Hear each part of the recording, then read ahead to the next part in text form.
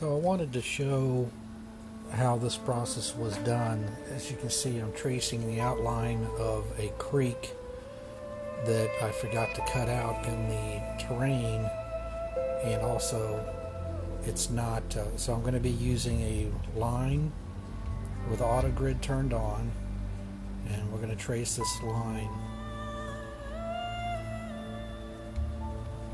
or spline basically is what this is. Okay, autosave. Alright, so drawing out the spline, and we're going to fix this so that you can see the whole spline above ground, so we can see what we're looking at. So I'm drawing in the middle of the creek bed, and there's a reason for this. I'm going to just go ahead and connect over here, and we're going to end it right at the end of this. I guess it's a creek, canal, what have you. But this, so what I'm doing is I'm creating a spline so that the F-storm scatter is going to place the vegetation away from it, since there's no, of course there's no weeds most of the time under the water surface. So we're going to mimic what it looks like actually on the bitmap that is projected onto the surface here. So I'm scaling these vertices so that they're flat, and moved them up as well so we can see every part of the spline above the surface. Now we're going to go ahead and select these two. Well, I unselected the two at the ends and made everything else, all the other vertices, smooth. I'm going to adjust this, just make sure that move this away so there's no kink on the vertex. Just kind of center these. Alright, so we go to top level. Now what we're going to do is we're going to make an outline. We're going to use the outline option, center it. I think I put 2.5 meters. Let's see here. I think I'm ending up with 2.5. And that should get the grass where we want it. So now I'm going to add this spline to the F-storm scatter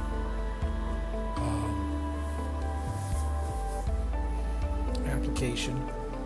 This is going to be an exclude spline, so that means that we're excluding vegetation from the area. Okay, so that's going to work good.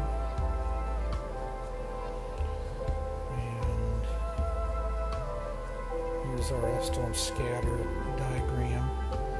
Don't worry about all the others, just worry about these blue ones here called boundaries. I'm going to delete this surface. No, not that. I'm going to use this surface node. I don't need that one. So we're going to scatter trees and shortweed vegetation, basically grass.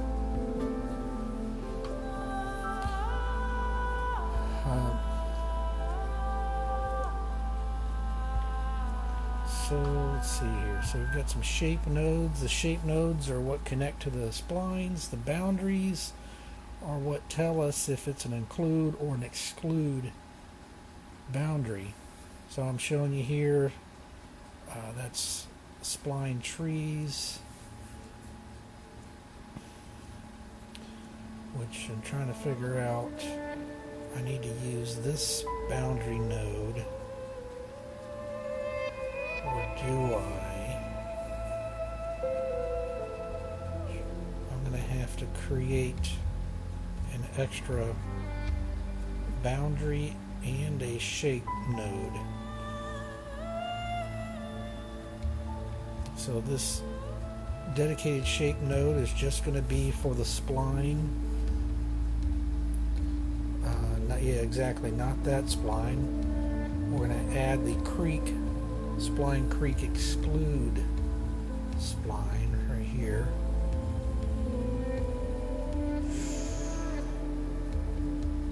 Okay. And so that's it for that node. I need to add another boundary node that's going to tell F-Storm Scatter to use this spline as an exclude. Yeah. Oh, wait a minute. That's right. I can add this spline to this already existing shape node. Okay, so spline creek exclude, and if I was to invert the shape, it would be an include, but we want to keep it as an exclude.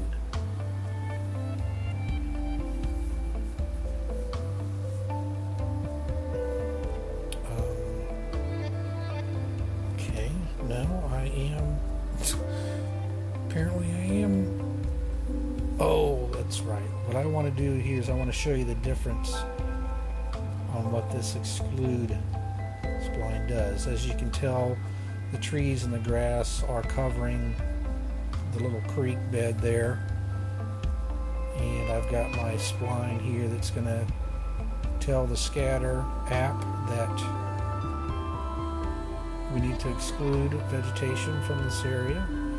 So now I'm going to add back in this spline to this list. Add it. Okay. Now I'm going to update scatter, and you will see in real time how it removes the vegetation just from that area. Just takes a little bit. There we go. So now we've got our little creek bed.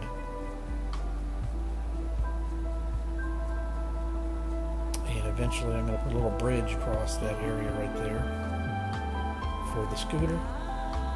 Scooter!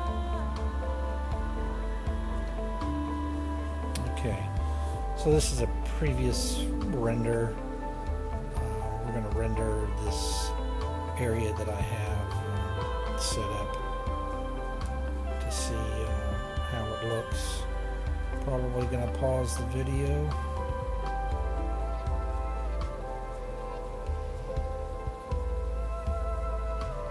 I'll let this render.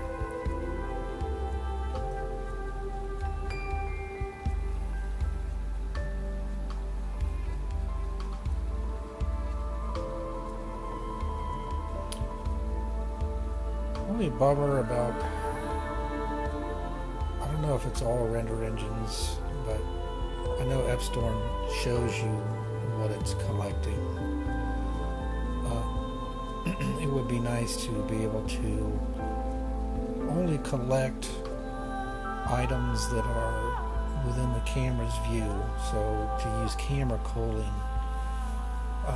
or maybe a percentage outside of the camera's view to process, instead of processing just, I've got so much geometry outside of this camera view, it's nuts. It's going to process all my land or collect all of my land, and every little bit of piece in the launch pad.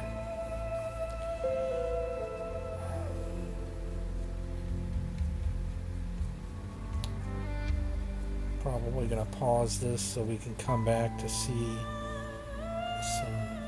The F-Storm is fast, but I've got a lot of crap in this scene. A lot. Thousands of objects. I've got displacement, I've got all of these trees, all of this grass. It's just amazing. I mean, really, F-Storm is the only one that really can produce with pleasing parameters. I've got to fix that beach there. Maybe I'll put some beach sand on it. That'd be kind of cool. Alright, almost done.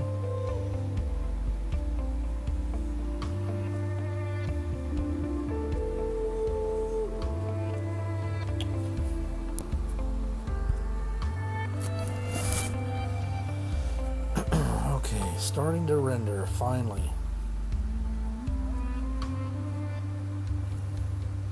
Alright, so we don't have grass in our creek anymore, or trees.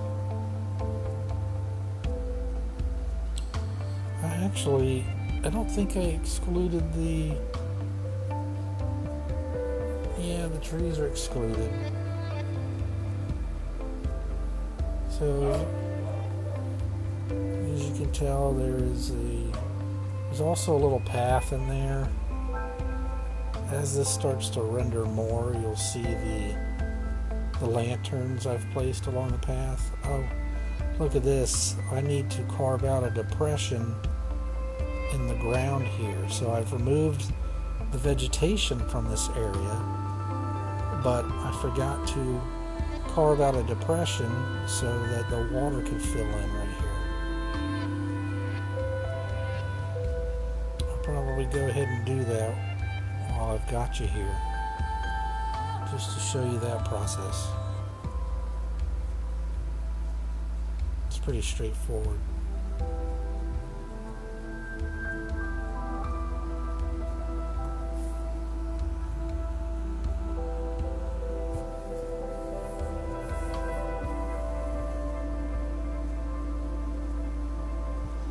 You can start to see the lights on my path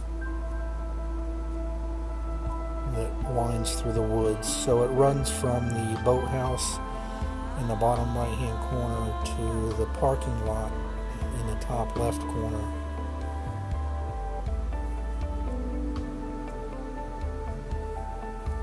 That's to give my occupant a way to go to the corner store if she needs to. Gotta get milk.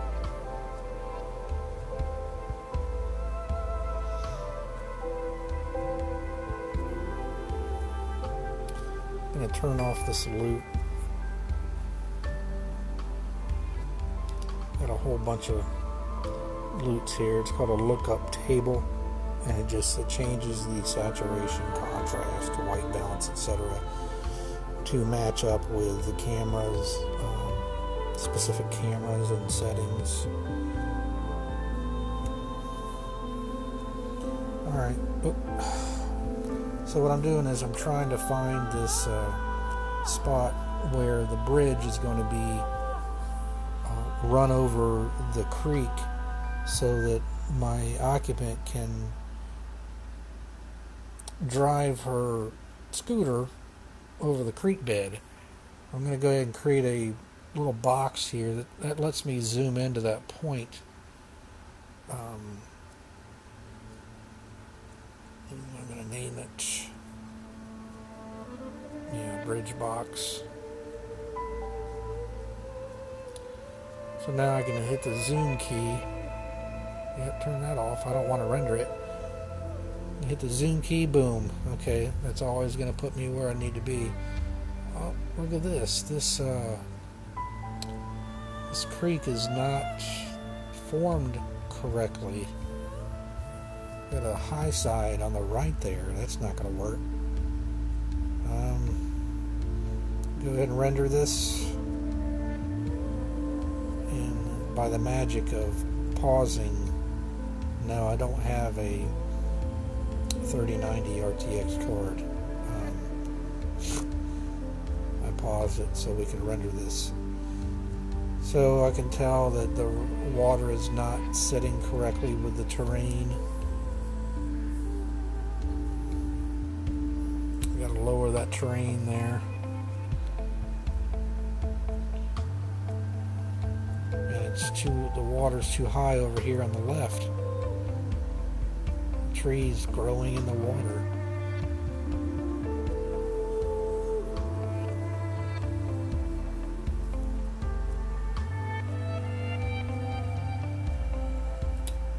Alright, cancel that. Let's do some terrain building or modeling. Okay.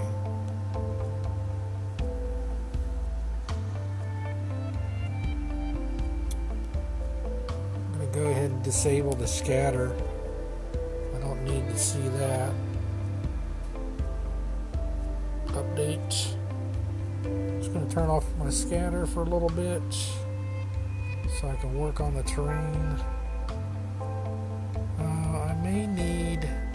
I'm going to put the grass back so I can see where I need to line up the depression in the terrain.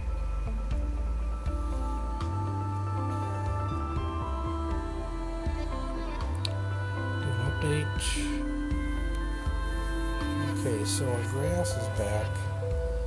Our proxies for our grass. I need to get into vertex mode on the terrain here.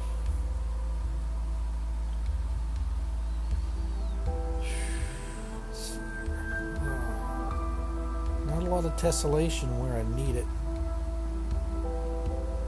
I'm gonna have to add some tessellation. Okay, this poly, all these polys here. Let's add some definition here. You see how I've tessellated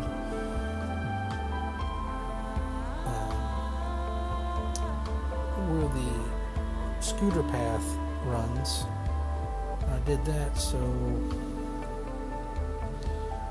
I could change the material ID of the path. Okay.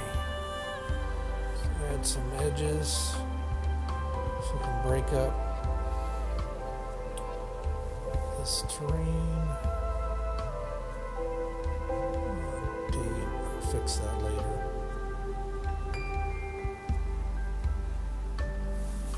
Add some edges on the left.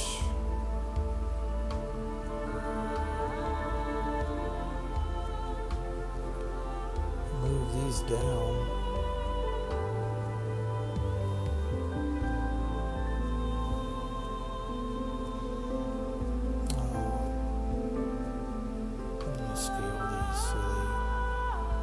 They're on the same vertical plane.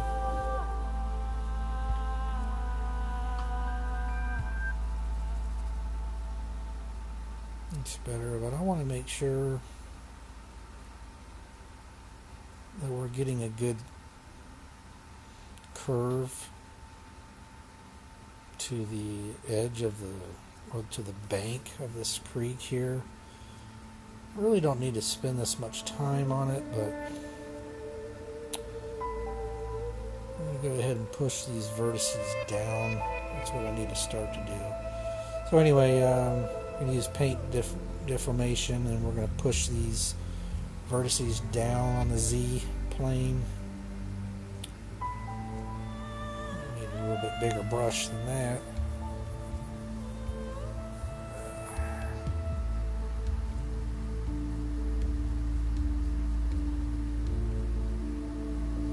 Oops. Alt is opposite.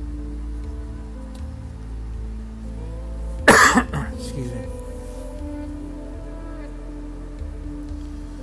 So I'm going to make a little depression here with the push-pull tool. I'm going to have to still make some no, just connect these vertices at the edges. Just keep pushing this down. Carve out a little creek bed for ourselves. And like what Bob Ross would say, I'm going to make a little creek bed here. Turn off this turbo smooth. I don't know if I really need it for the terrain, since we have grass covering it. Grass kind of smooths it out anyway. Let's make some I'm going to connect some of these vertices here, so just for continuity of terrain, the flow of the creek.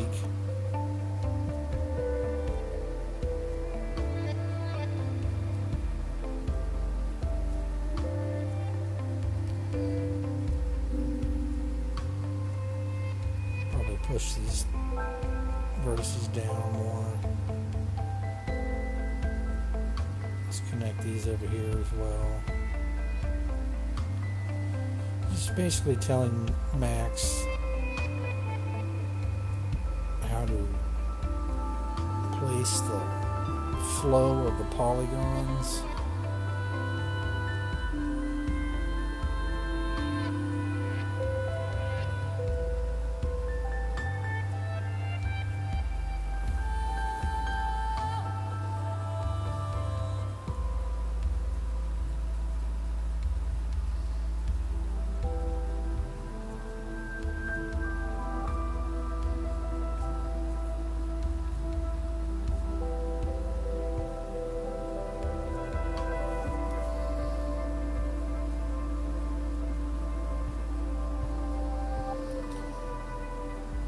Turn off this turbo smooth.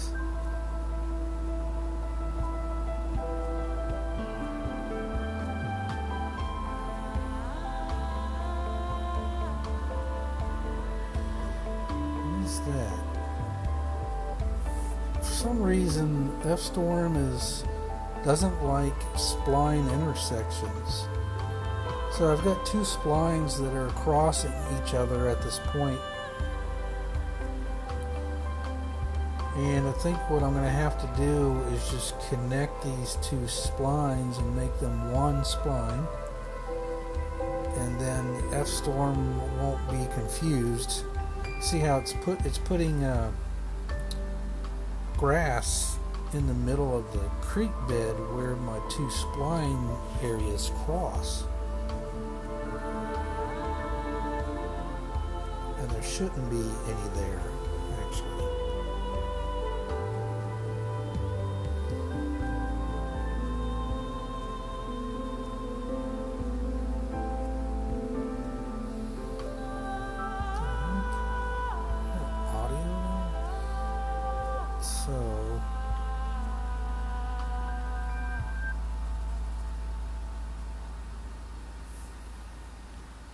Take a look at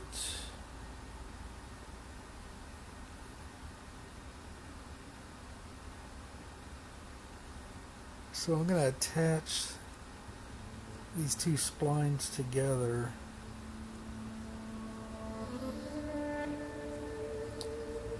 So selecting the spline for the creek, and then I'm going to select the spline for the scooter path and attach them.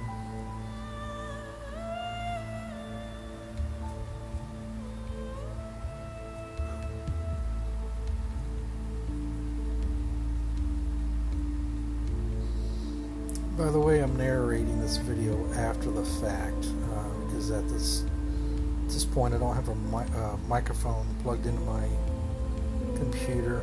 I'm going to find it.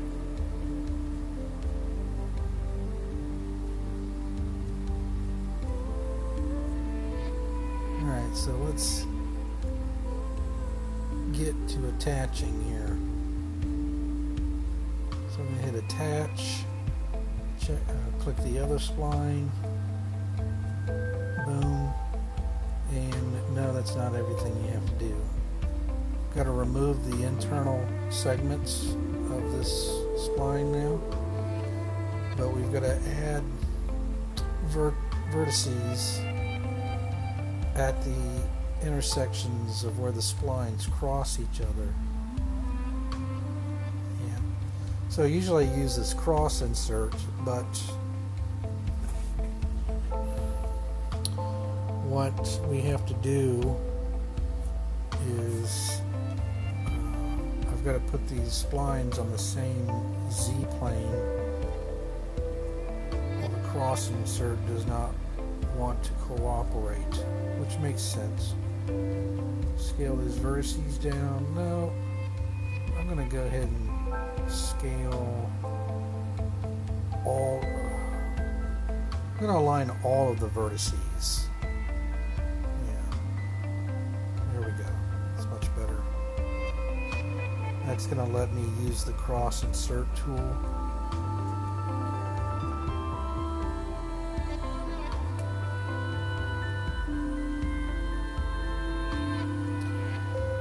So now they're in a close enough tolerance. Bink. It's making them smooth vertices by default, but we'll fix that. We'll take those loops out. Let's make these corner vertices.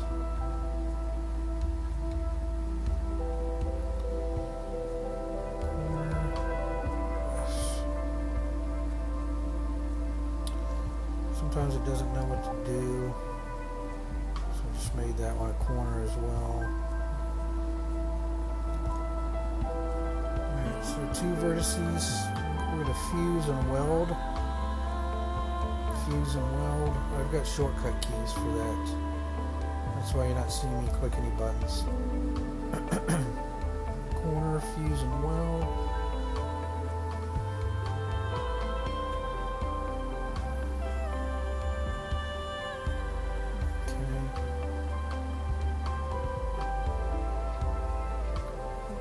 These segments now. It's going to let me. So we're making one continuous enclosed area. So we'll go back to vertex mode. So now we can actually weld these. They turn into Bezier corners, so you got to go back and make sure that they are corners.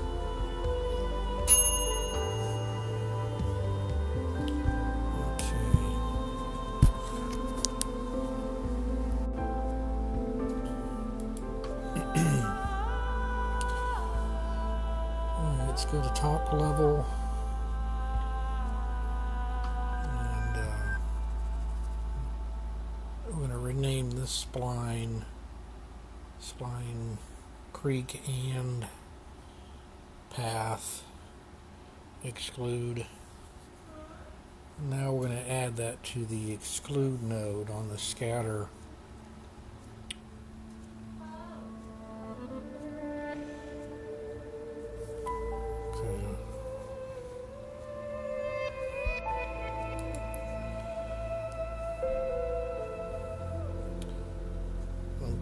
So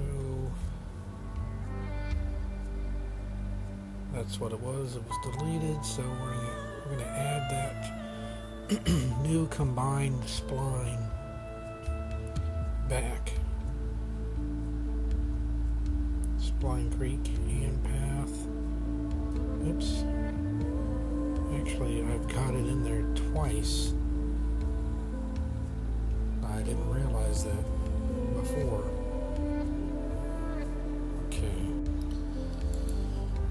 I don't know if it'll cause any problems, but I'll do it anyway. Alright, let's go ahead and zoom. And let's get a better perspective.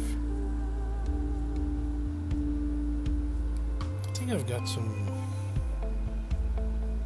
I don't know, I've got some double geometry floating around. I keep seeing an edge somewhere. Okay, let's do a render. Was heavily kicking Corner's ass.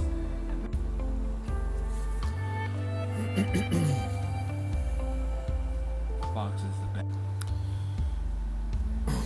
So look at that. There was some double geometry. What I did was I turned off backface culling and found somehow I've got this land mass cloned and flipped. I'm like, what the fuck?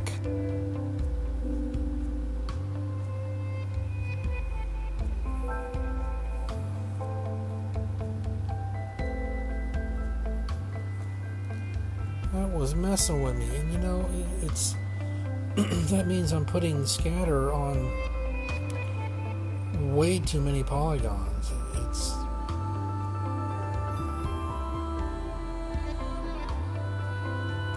get that out of there.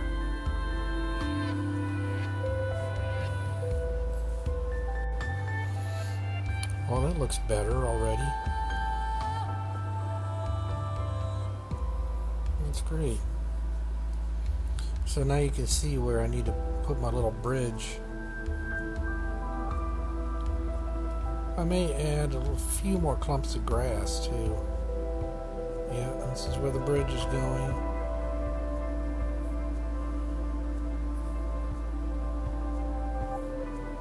Okay. Alright, let's go ahead. I'm going to dig out this little portion here. So we're going to go ahead and highlight these polys and tessellate them. Just like the other ones you see.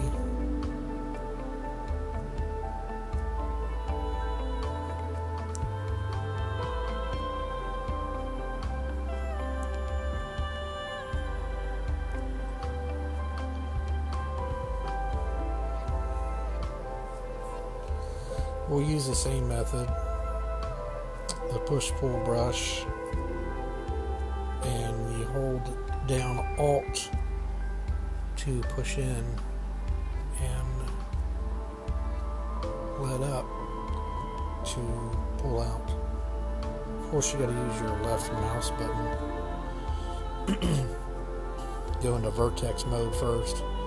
So I'm tessellating.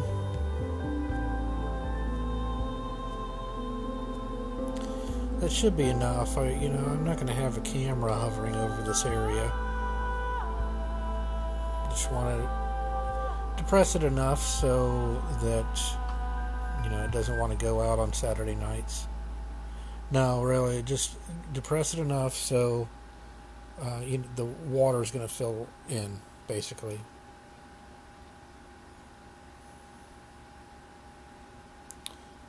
All right. Alt and click and drag at the same time.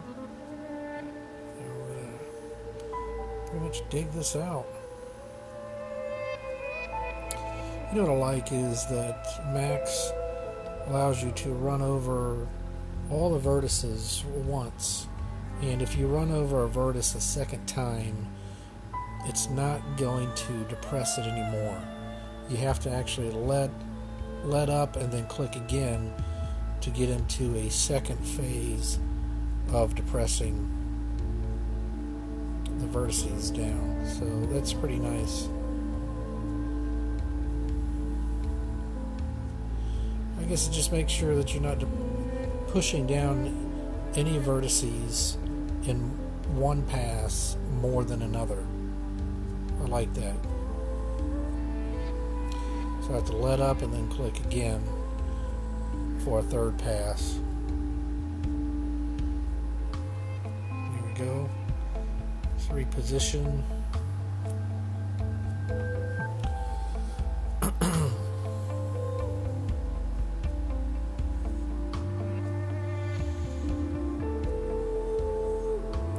I end up pushing this down pretty far because, as you can see, the lake in the background, and on the right, the ground slopes a lot in order to get to the lake bed. So I'm just assuring that the water level is going to fill this in.